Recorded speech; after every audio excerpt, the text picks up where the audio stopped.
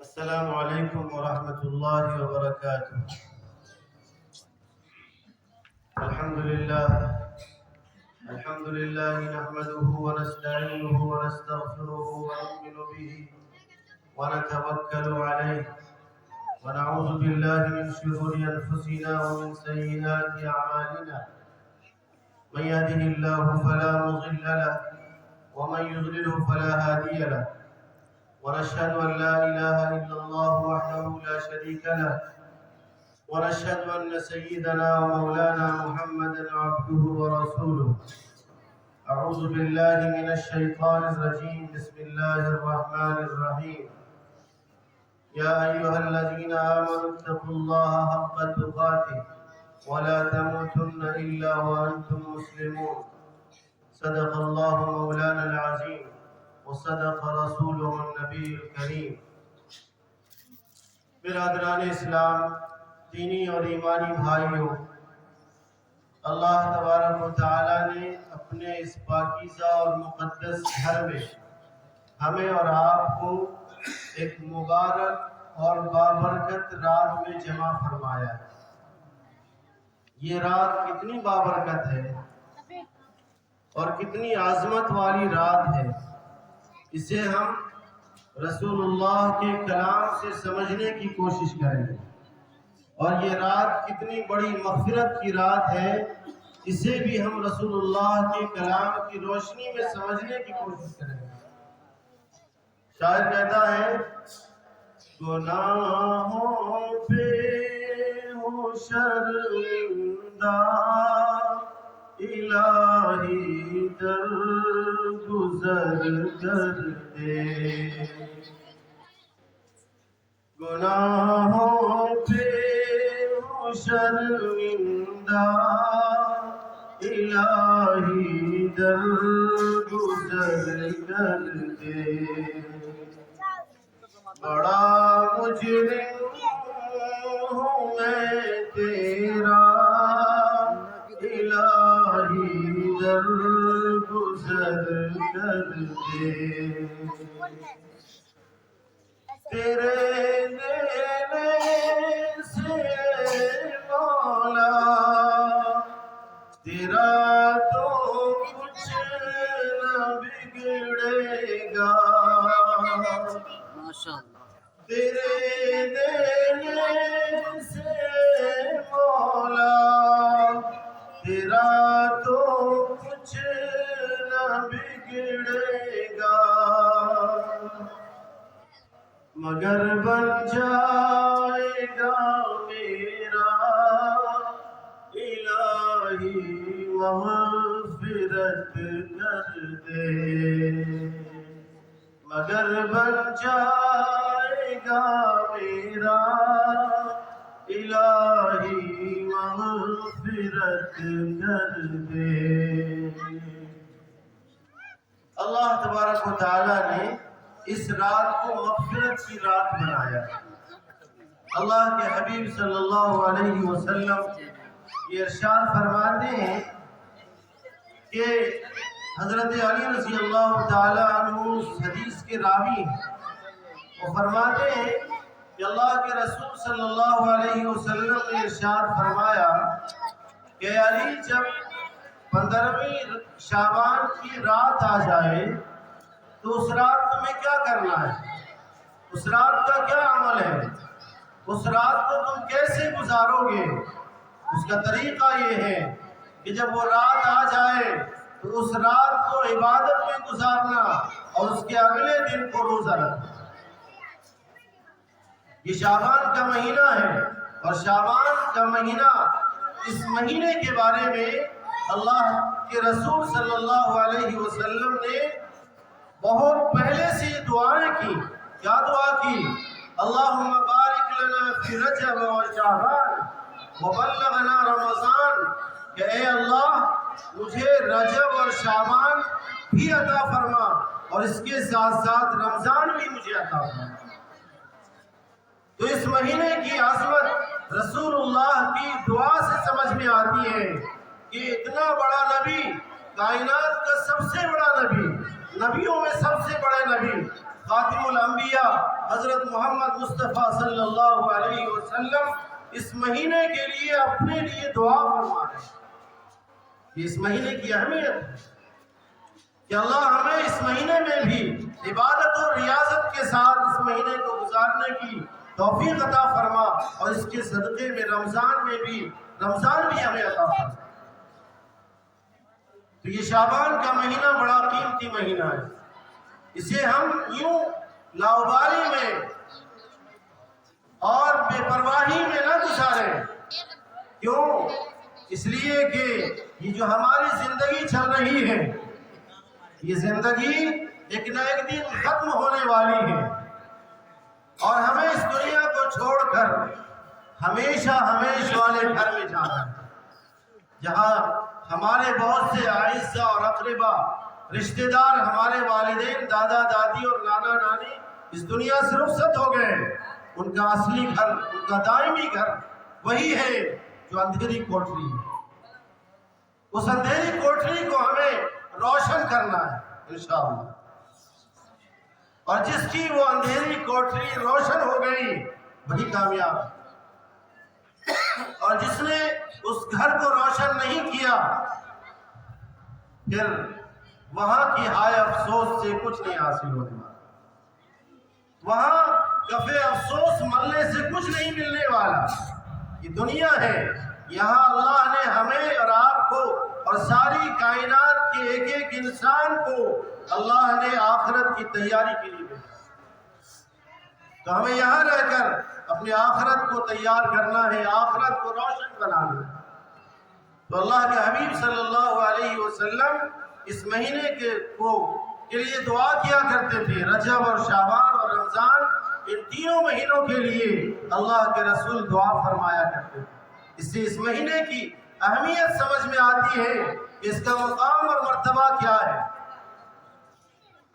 اور اس مہینے میں اللہ کے رسول کا معمول کیا تھا۔ جو اللہ کے رسول کا معمول ہوگا، امت بھی اسی معمول کو اختیار کرے تو کامیاب ہے، اور اگر ہم نبی کے نقش قدم سے ہٹ کر اپنی زندگی کو گزارنے کی کوشش کریں گے تو ہرگز کامیاب نہیں ہو سکتے۔ صحابہ کرام رضوان اللہ علیہم اجمعین نبی پاک علیہ السلام سے پوچھا کرتے تھے۔ کیا پوچھتے تھے؟ اللہ کے رسول کو صحابہ یہ دیکھا کرتے کہ اللہ کے رسول مستقل شعبان میں روزے رکھ رہے ہیں۔ صحابہ نے پوچھا، اللہ کے رسول آپ مستقل روزے رکھتے ہیں، اور اللہ کے رسول کی کیفیت یہ ہے کہ اللہ کے رسول صلی اللہ علیہ وسلم بخشائے، اس کے باوجود یہ معمول ہے۔ صحابہ نے جب پوچھا تو اللہ کے رسول نے بتلایا کہ میرے ساتھیوں، میں روزہ اس لیے رکھتا ہوں، اس کی راز یہ ہے کہ اس مہینے میں اللہ تبارک و تعالیٰ کے حضور بندوں کے اعمال پیش کیے جاتے ہیں۔ اس کائنات پر بسنے والا ایک ایک انسان کے اعمال اللہ کے حضور پیش کیے جاتے ہیں، اور جب ساری کائنات کے ایک ایک انسان کے اعمال پیش کیے جا رہے ہیں تو محمد عربی کے بھی اعمال پیش کیے جائیں گے یقیناً۔ جب ہمارے گھر میں کوئی مہمان آ جائے تو ہم اپنے گھر کو سجاتے ہیں، سنوارتے ہیں، خوبصورت بناتے ہیں۔ اس کی وجہ کیا ہے؟ تاکہ آنے والے مہمان کو یہاں کا منظر خوبصورت دکھائی دے، ہم اس کو سجاتے ہیں اور سنوارتے ہیں۔ اللہ کے رسول کا مقصد یہ ہے کہ جب ہم اس مہینے میں روزہ رکھیں گے اور روزے کی حالت میں میرے اعمال اللہ کے حضور پیش ہوں گے تو مجھے بڑی خوشی ہوگی، اللہ کی ذات کو بھی خوشی ہوگی کہ محمد عربی کے اعمال جب پیش کیے جا رہے ہیں تو محمد عربی اس سرزمین پر روزے کی حالت میں ہے۔ میرے بزرگوں، دوستوں، اگر ہم اس مہینے میں روزہ رکھیں گے اور میرے اور ہمارے اور آپ کے اعمال اس مہینے میں روزہ رکھنے کی حالت میں اللہ کے حضور پیش کیے جائیں ہمارے اعمال نماز پڑھنے کی حالت میں پیش کیے جائیں، ہمارے اعمال صلاۃ تسبیح پڑھنے کے صورت میں پیش کیے جائیں، یقیناً اللہ کی ذات کو ہمارے اعمال دیکھ کر خوشی ہو اور ہمارے لیے کامیابی کی بات ہے۔ تو اللہ کے حبیب صلی اللہ علیہ وسلم نے صحابہ سے فرمایا کہ میرے ساتھیوں، میرے صحابہ، میں روزہ اس لیے رکھتا ہوں کہ اس مہینے میں ترفع فیہ العمل، اس مہینے میں اعمال اٹھائے جاتے ہیں، زمین سے لوگوں کے نام اعمال اللہ کے حضور پیش کیے جاتے ہیں، لہٰذا جب پیش کیے جائیں، جب ایک اللہ کا بندہ، ایک انسان اللہ کی عبادت میں لگا ہوا ہو اور اس کے اعمال اللہ کے حضور پیش کیے جا رہے ہیں، ہمارے نام اعمال اللہ کے حضور پیش کیے جا رہے ہوں اور ہمارا سر سجدے میں پڑا ہوا ہو، یقیناً اللہ کو ہمارے اوپر رحم آئے گا، کرم آئے گا، اللہ تبارک و تعالی ہم سے خوش ہوگا، ہماری دنیا بھی بنے گی اور آخرت بھی بنے گی۔ تو اللہ کے رسول کا یہ معمول تھا کہ اللہ کے رسول اس مہینے میں کثرت سے روزہ رکھتے تھے، زیادہ سے زیادہ روزہ رکھتے تھے، اور امت کو یہ تعلیم دے گئے کہ امت بھی اگر چاہے تو نبی کے معمولات پر عمل کر کے دنیا میں بھی کامیاب اور آخرت میں بھی کامیاب ہو سکتا ہے۔ آج کی رات اتنی قیمتی رات ہے کہ اللہ کے حبیب صلی اللہ علیہ وسلم نے حضرت عائشہ رضی اللہ تعالی عنہ سے فرمایا کہ اس رات میں اللہ تبارک و تعالی غروب آفتاب، یعنی مغرب کے بعد غروب آفتاب سے لے کر طلوع فجر تک اس آسمان دنیا پر جسے ہم اور آپ دیکھ رہے ہیں، اسے آسمان دنیا کہا جاتا ہے، اللہ کی ذات عرش پہ مستوی ہے، اس کا مقام وہ عرش ہے، لیکن اس کی قدرت یہ ہے کہ وہ ہر جگہ موجود ہے، لیکن اس کا اصل مقام وہ عرش ہے۔ اللہ تبارک و تعالی اس رات میں اپنے عرش سے اتر کر آسمان دنیا پہ تشریف لے آتے ہیں۔ یہ کیوں لاتے ہیں؟ اور پھر حدیث مبارکہ میں یہ بات ذکر کی گئی، پیارے آقا نے فرمایا کہ اللہ تبارک و تعالیٰ جب آسمان دنیا پہ تشریف لاتے ہیں تو فرشتوں کے ذریعے سے یہ اعلان ہوتا ہے کہ فرشتوں اس زمین پر میرے بندوں کے درمیان یہ اعلان کر دو، الا من مسترزق فارزقوہ، کیا تم میں سے کوئی شخص ایسا ہے جو روزی کی دعا مانگے، روزی کی بھیک مانگے اللہ سے؟ اللہ فرما رہا ہے کہ میرے بندوں مجھ سے روزی مانگو، میں دینے کے لیے تمہیں دینے کے لیے میرے عرش سے اتر کر آسمان دنیا پر جلوہ افروز ہوں، تم ہاتھ اٹھا کر مانگو، میں تمہاری جھولی کو بھرنے کے لیے ابھی تیار ہوں۔ اس رات میں انسان اللہ سے جو مانگے گا اللہ اسے دینے کے لیے تیار بیٹھا، لیکن ہماری لاپرواہی کا یہ عالم ہے۔ کیا اس بستی میں اتنے ہی لوگ نظر آتے ہیں؟ اتنے لوگ نظر آتے ہیں کیا؟ یقیناً اتنے لوگ نظر نہیں آتے ہوں گے، اس سے کئی گناہ ہوں گے، ان کو یہ اہمیت پتہ نہیں ہے، اس رات کی فضیلت کا علم نہیں ہے کہ اللہ تبارک و تعالی غروب آفتاب سے لے کر فجر کی طلوع تک آسمان دنیا سے ہمیں اور آپ کو یہ اعلان کر رہا ہے، یہ پکار رہا ہے اللہ، اور دنوں میں ہم اللہ کو پکارتے ہیں، الہی ہمیں لباس دے دے، الہی ہمیں تجارت دے دے، اللہ ہمیں کاروبار میں ترقی دے دے، لیکن آج اللہ خود کہہ رہا ہے کہ میرے بندوں مجھے پکارو، میں دینے کے لیے تیار، مجھے پکار کر دیکھو، ذرا تم آواز تو لگاؤ مجھے، دیکھنا میں تمہاری جھولی کو بھر دوں گا۔ صحابہ کرام نے رسول اللہ صلی اللہ علیہ وسلم سے، ایک شخص آیا نبی کی خدمت میں اور کہا کہ اللہ کے رسول، برکت میرے گھر سے لوٹ گئی، میرے گھر میں برکت نہیں ہے، میری روزی میں برکت نہیں ہے، میں کیا کروں؟ اللہ کے رسول صلی اللہ علیہ وسلم نے ارشاد فرمایا، کیا تم آیت الکرسی نہیں پڑھتے ہو؟ آیت الکرسی پڑھا کرو، وہ روزیوں کا خزانہ ہے۔ ہم میں سے بہت سے لوگ ہیں، اگر ہم سروے کریں تو گاؤں میں 10% لوگ ہوں گے جن کو آیت الکرسی اچھی طرح سے یاد ہو، اور 90% لوگ ان کو آیت الکرسی یاد ہی نہیں، اتنا بھی پتہ نہیں ہوگا کہ کون سے پارے میں ہے۔ تو اللہ کے حبیب صلی اللہ علیہ وسلم نے ارشاد فرمایا کہ تم آیت الکرسی کی تلاوت کیا کرو، اور ایک اسلامی طریقہ بتلایا اللہ کے حبیب صلی اللہ علیہ وسلم نے، جسے ہم میں سے کوئی بھی شخص نہیں کرتا۔ کیا بتلایا؟ غور سے سننا ہے آپ حضرات، کیا بتلایا اللہ کے رسول نے؟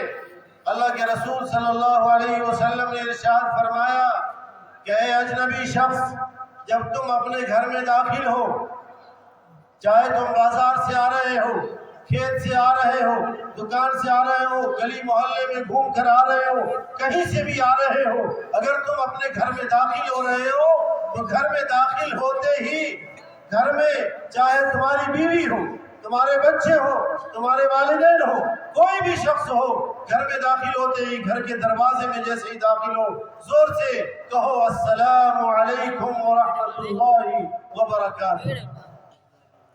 یہ پہلا طریقہ روزی میں اضافے کا۔ آج کی رات ہم اللہ سے روزی مانگیں گے۔ رسول اللہ نے طریقہ پہلے بتلایا کہ روزی حاصل کرنے کا، اس میں برکت کا کیا طریقہ ہے۔ جب تم گھر میں داخل ہو تو پہلے اپنے گھر والوں کو سلام کرو، اگر گھر میں کوئی بھی نہ ہو تو جنات کو سلام کرو۔ کہا کہ گھر میں کوئی ہو یا نہ ہو اس سے کوئی مطلب نہیں ہے، جب تم گھر میں داخل ہو، تمہارا قدم گھر کے دروازے میں جائے تو تم زور سے کہو السلام علیکم ورحمۃ اللہ وبرکاتہ۔ یہ پہلا کام ہے، اور دوسرا کام یہ ہے کہ اس کے بعد تم مجھ پر یعنی نبی پاک علیہ السلام کی ذات اقدس پر درود بھیجو، اور ایک بار قل هو اللہ احد پڑھ کر اپنے گھر میں داخل ہو جاؤ۔ اللہ تمہاری روزی میں بے بہا برکت عطا فرمائے۔ آج آپ میں سے، ہم میں سے ہر شخص یہ اپنے سینے میں، اپنے گریبان میں جھانک کر دیکھیے کہ کوئی بھی شخص اپنے گھر میں داخل ہوتا ہے تو کیا اس گھر والے کو، اپنے گھر والوں کو سلام کرتا ہے؟ نہیں کرتا۔ جو نبوی طریقہ تھا، جو رسول اللہ نے اسلامی طریقہ بتلایا ہے، وہ ہماری زندگی میں نہیں ہے تو برکت کہاں سے آئے گی؟ ہمارے گھر نہیں آ سکتی۔ اللہ تبارک و تعالیٰ اعلان کر رہا ہے هل من مسترزق فارزقه، کہ میرے بندو تم میں سے کوئی شخص ہے اس زمین پر جتنے بھی میرے بندے ہیں ان میں سے کوئی بھی شخص ہاتھ اٹھا کر مجھ سے آج روزی طلب کر لے، مجھ سے آج روزی میں برکت طلب کر لے، میں اس کی روزی میں برکت بے شمار عطا کروں گا۔ آج اللہ اعلان کر رہا ہے، آج ہے اللہ ہمیں پکار رہا ہے کہ میرے بندوں مجھ سے روزی طلب کرو۔ اور کیا طلب کرو؟ اللہ کے رسول صلی اللہ علیہ وسلم نے ارشاد فرمایا کہ اللہ تبارک و تعالیٰ یہ اعلان کروا رہا ہے کہ میرے بندو تم میں سے جو شخص بھی مجھ سے مغفرت طلب کرے گا میں اس کی مغفرت کرنے کے لیے آج تیار بیٹھا۔ کب سے کب تک؟ مغرب سے لے کے فجر تک۔ اور ہم اور آپ مغرب سے لے کے فجر تک خوب عیش کرتے ہیں، خوب ادھر ادھر گھومتے ہیں، بائک لے کے ادھر گھوم رہے ہیں، ادھر گھوم رہے ہیں۔ یہ لاپرواہی ہے اس رات سے، اس رات کی عظمت کو پامال کرنا ہے۔ تو اللہ کے رسول صلی اللہ علیہ وسلم نے فرمایا کہ اللہ کی جانب سے بے شمار اعلانات کیے جاتے ہیں، انسان اپنے گریبان میں جھانکے، اپنی ضرورت کو سامنے رکھے، انسان جس چیز کو اللہ سے مانگ سکتا ہے اللہ اس سے زیادہ اعلان کروا رہا ہے، اللہ اس سے زیادہ اعلان کروا رہا ہے۔ کوئی بیمار ہے مجھ سے شفا مانگے، میں اس کو شفا دینے کے لیے تیار ہوں۔ کوئی مقروض ہے اپنے قرضے سے، نجات چاہے میں اس کو نجات دینے کے لیے تیار ہوں۔ کوئی مغفرت چاہے اس کو مغفرت کرنے کے لیے تیار ہوں۔ کوئی بہت بڑا گنہگار ہے، کوئی تائب ہے، تائب ہونا چاہتا ہے، میں اس کی توبہ کو قبول کرنے کے لیے منتظر ہوں۔ آج کی رات بڑی قیمتی رات ہے۔ اس رات میں اللہ سے مغفرت مانگنے والے کی مغفرت ہو جاتی ہے، لیکن جہاں ایسے بہت سے خوش نصیب لوگ ہیں جو اس رات غروب آفتاب سے لے کر طلوع آفتاب تک اللہ کی عبادت میں اس رات کو گزار رہے ہیں، وہ خوش نصیب ہیں۔ لیکن ان لوگوں میں بھی ایسے لوگ جن کے بارے میں پیارے آقا صلی اللہ علیہ وسلم نے ارشاد فرمایا کہ کچھ بدنصیب لوگ ایسے بھی ہیں جن کی اس رات میں بھی مغفرت نہیں ہوتی۔ اللہ ہم سب کی حفاظت فرمائے۔ اور وہ کون لوگ ہیں؟ ان میں سے پہلا شخص مشرک۔ آسان زبان میں ہم اور آپ یہ کہہ لیں کہ کافر، اللہ کا انکار کرنے والا، اللہ کی وحدانیت میں کسی دوسرے کو شریک کرنا۔ بارش اللہ برساتا ہے، لیکن ہم یہ کہیں کہ فلاں بھولے بابا بھی بارش برساتے ہیں۔ روزی اللہ دیتا ہے، لیکن ہم یہ کہیں کہ فلاں تہوار کے بعد جو بارش ہوتی ہے اس میں غلہ اچھا ہوتا ہے، یہ اللہ کی صفات کے ساتھ، اس کی ذات کے ساتھ شرک ہے۔ تو اللہ مشرک کی مغفرت نہیں کرتا۔ اللہ ہم سب کی شرک سے حفاظت فرمائے۔ دوسرا شخص زانی ہے۔ ایسے لوگوں کی بھی مغفرت نہیں ہوتی جس کو زنا کی عادت ہو گئی۔ زنا ایک نفسانی خواہشات ہے، اس کی تکمیل ناجائز طریقے سے کی جاتی ہے۔ اگر کوئی شخص ایمان والا اس گندے عمل میں مبتلا ہے تو اللہ تبارک و تعالی اس رات میں اس زانی کی بھی مغفرت نہیں فرماتا۔ اللہ ہم سب کی حفاظت فرمائے۔ اسی طرح سے شراب پینے والا، نشہ کرنے والا، شرابی شخص کو بھی اللہ معاف نہیں کرتا۔ اور پیارے آقا نے فرمایا کہ جب شراب پینے والا شراب پیتا ہے، زنا کرنے والا زانی جب زنا میں ملوث ہوتا ہے تو ایمان اس کے دل سے نکل جاتی ہے۔ اگر اس وقت اس کا انتقال ہو گیا تو وہ کافر ہو کر مرے گا، ایمان کے ساتھ نہیں جا سکتا۔ اتنا بڑا جرم ہے۔ آج ہمارے معاشرے میں شراب عام ہے، اس کو فیشن سمجھا جاتا ہے، اسے فیشن سمجھا جا رہا ہے۔ اللہ تبارک و تعالیٰ سے دعا کیجئے کہ اللہ ہم سب کو اس لعنت سے محفوظ فرمائے اور ہماری قوم کو بھی محفوظ فرمائے، ایمان والے تمام بھائیوں کو محفوظ فرمائے۔ یہ ایسے لوگ ہیں جن کی اللہ کے یہاں آج کی رات بھی مغفرت نہیں ہوتی۔ اور چوتھا شخص ہے والدین کی نافرمانی کرنے والا، ماں باپ کی نافرمانی کرنے والا۔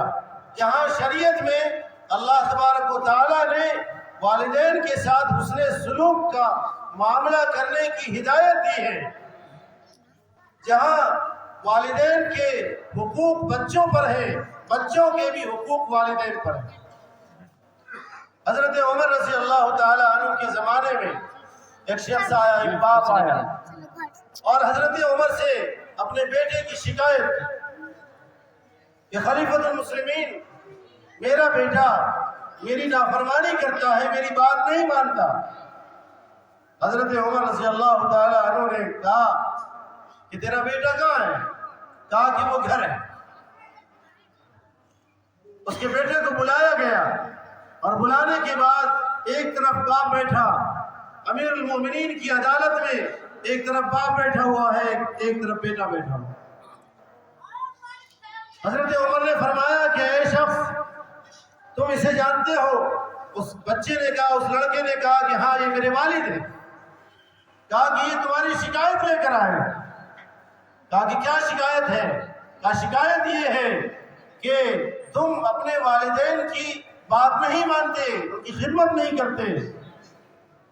حضرت عمر فاروق رضی اللہ تعالی عنہ کی خدمت میں وہ لڑکا، وہ بچہ کہنے لگا کہ کیا امیر المومنین آپ مجھے یہ بتلائیے کہ کیا اسلام میں صرف والدین کے حقوق بچوں پر ہیں یا بچوں کے حقوق بھی والدین پر ہیں؟ حضرت عمر نے فرمایا کہ ایسا نہیں ہے، بلکہ والدین کے حقوق بچوں پر ہیں اور بچوں کے بھی حقوق والدین پر ہیں۔ کہا کہ وہ کیا حقوق ہیں؟ اولاد کے والدین پر کیا حقوق ہیں؟ ذرا آپ بیان کر دیں۔ حضرت عمر نے فرمایا کہ والدین پر بچوں کے حقوق یہ ہیں کہ جب ایک مرد شادی کرے تو اپنے بچے کا خیال رکھتے ہوئے اس کے لیے اچھی ماں کا انتظام کرے۔ اچھی ماں کا، اچھی ماں کیا ہے؟ اچھی ماں وہ ہے کہ جب شادی کا رشتہ لگنے لگے تو لڑکی نیک تلاش کی جائے، خوبصورت تلاش کی جائے، خوبصورت تلاش نہ کی جائے۔ وہ نیک ہو، اللہ کی عبادت کرنے والی، رسول اللہ کی محبت اس کے سینے میں موجود ہو، اللہ کے احکام پر عمل کرنے والی ہو۔ نیک لڑکی سے شادی کرو، اور جب تم نیک لڑکی سے شادی کرو گے تو اس کا فائدہ یہ ہوگا کہ اولاد بھی نیک پیدا ہو، اور وہ ماں اپنے بچے کی اچھی تربیت کرے گی۔ اور اگر ماں نیک نہیں ہے، ماں زمانے کی ماڈرن مائیں ہیں، وہ ناچ گانے کو پسند کرتی ہیں، جب کسی کی شادی میں چیزیں راستے سے گزر رہے ہوں تو عورتیں سڑکوں پر نکل کر اس کے ساتھ ڈانس کرتی ہو، ایسی عورتوں پر اللہ کی لعنت ہے، رسول اللہ کی بھی لعنت ہے۔ ایسی عورت سے شادی نہ کیا کرو۔ حضرت عمر نے فرمایا کہ جب تم نے شادی کی تھی تو تم نے کیسی عورت تلاش کی؟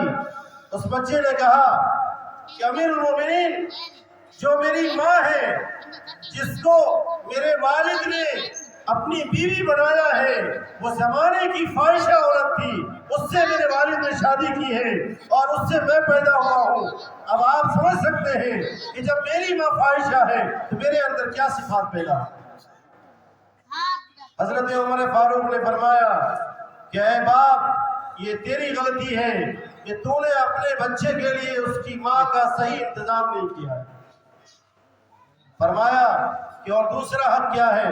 کہا کہ جب بچہ پیدا ہو تو اس کا اچھا نام رکھا جائے، اور جب اچھا نام رکھا جائے گا تو اس کے نام کا اثر اس کی ذات پر پڑے گا۔ اس کے نام کا اثر، پنٹو نام کا اثر پڑے گا نا، گڈو، پپو، یہ نام کا اثر پڑے گا۔ اس کے اندر نافرمانی آئے گی، اس کے اندر فیشن آئے گا، اور جہاں آپ نے نام رکھا ساجد، عبداللہ، عبد الرحمن، سجدہ کرے گا، اللہ کا بندہ بن کر رہے گا، اللہ کے سامنے روئے گا، گڑ گڑائے گا۔ اور نام غلط رکھا اس کے اوپر اثر آئے گا۔ تو اس والد نے اپنے بچے کا نام کیا رکھا جس نے امیر المومنین کے دربار میں آ کر شکایت کی؟ اس کا نام کیا تھا؟ اس کا نام تھا جعل۔ سنا ہے آپ نے کبھی؟ اس کے معنی ہے گوبر کا کیڑا۔ بتائیے گوبر کے کیڑے میں کیا خوبی ہوتی ہے، کیا اچھائی ہو سکتی ہے؟ اس نے، اس بچے نے کہا امیر المومنین، میرا نام جعل رکھا گیا ہے، میرے اندر کیا خوبی ہو سکتی ہے؟ میں کیسے اپنے والدین کی اطاعت کروں گا؟ میں کیسے اس کی بات مانوں گا جب اس نے میرا نام ہی غلط رکھا ہے؟ حضرت عمر غصے میں لال ہو گئے اور اس کے والدین کو وہاں سے بھگایا گیا، بھاگو یہاں سے، تم اپنے بچے کی شکایت لے کر آئے ہو جبکہ تم نے اپنے بچے کی صحیح تربیت ہی نہیں کی، صحیح نام ہی نہیں رکھا ہے، تم شکایت کس بات کی لے کر آئے؟ یہ اولاد کے حقوق ہیں اپنے والدین پر۔ اور والدین کے بھی حقوق بچوں پر ہے۔ والدین کی خدمت نہ کرنے والا شخص آج کی رات مغفرت سے محروم ہوتا ہے۔ والدین کا کیا مقام اور مرتبہ ہے؟ اللہ تبارک و تعالیٰ نے قرآن مقدس میں فرمایا وَلَا تَقُلْ لَهُمَا أُفٍّ وَلَا تَنْهَرْهُمَا وَقُلْ لَهُمَا قَوْلًا كَرِيمًا، کہ اے بچوں، اے اولاد، اے اپنے ماں باپ کے سپوتوں، اپنے والدین کے سامنے لفظ اف نہ کہا کرو۔ لفظ اف، کانٹا پیر میں چھپ جائے تو آپ کے منہ سے کیا آواز نکلتی ہے؟ آپ کو تکلیف ہو، آپ کے منہ سے کون سی آواز نکلتی ہے؟ کس آواز کے ذریعے سے ہم اور آپ تکلیف کا اظہار کرتے ہیں؟ یہ آپ اور ہم سمجھ سکتے ہیں کہ ذرا سی تکلیف ہوتی ہے تو ہم اف کہتے ہیں۔ قرآن ہدایت کر رہا ہے، قرآن نصیحت کر رہا ہے کہ اے اس امت کے بچوں، اپنے والدین کے سامنے اگر والدین سے کوئی تکلیف پہنچے تو ان کے سامنے لفظ اف کہہ کے بھی اپنی تکلیف کا اظہار نہ کیا کرو۔ کیوں؟ اس لیے کہ والدین کے احسانات بہت، والدین کی قدموں کے نیچے اولاد کے لیے جنت، اور جو لوگ اپنے ماں باپ کی عزت و احترام کرتے ہیں اللہ ان کی عمر میں اضافہ فرماتے ہیں، برکتیں دیتے ہیں، ان کی کمائی میں برکت عطا فرماتا ہے۔ اگر کوئی شخص یہ چاہے کہ میری عمر لمبی ہو جائے، میری روزی میں برکت ہو جائے، میرے پیسوں میں برکت ہو جائے، تو آج سے، اور میں یہ بات دعوے کے ساتھ کہہ سکتا ہوں کہ آج سے وہ اپنے والدین کے ساتھ حسن سلوک کرے، اچھے برتاؤ کے ساتھ رہے، اس کا ادب کرے، احترام کرے، ان کا خیال رکھے، اس کی روزی میں برکت ہو جائے گی، اس کی عمر میں برکت آ جائے گی۔ اللہ کے رسول صلی اللہ علیہ وسلم ایک مرتبہ حضرت عمر فاروق رضی اللہ تعالی عنہ سے اور حضرت علی سے یہ نصیحت کر رہے ہیں کہ علی، جب تمہارا دور آئے گا، اے عمر جب تمہارا دور آئے گا، جب تم امیر المومنین بنو گے، جب تم خلیفۃ المسلمین بنو گے اور میں اس دنیا میں نہیں رہوں گا، میں اس دنیا سے روپوش ہو جاؤں گا، پردہ کر جاؤں گا، ایسے وقت میں تم، ایک شخص آئے گا، ایک شخص ہوگا، اس سے تم اپنے لیے دعا کروانا۔ وہ کون شخص ہے؟ حضرت عمر فاروق رضی اللہ تعالی عنہ کو اللہ کے حبیب صلی اللہ علیہ وسلم نے وہ ساری علامتیں بتلا دی، وہ ساری پہچان بتلا دی کہ وہ کون شخص ہوگا اور کہاں کا ہوگا، کیسا ہوگا۔ فرمایا کہ اے عمر، ایک شخص ہے جس کا نام ہے اویس قرنی، وہ یمن کا رہنے والا ہوگا اور قرن قبیلے سے اس کا تعلق ہوگا۔ وہ جب کبھی مدینہ آئے، جب کبھی مکہ آئے اور تمہاری ملاقات اس سے ہو جائے تو تم اس سے دعا کرو۔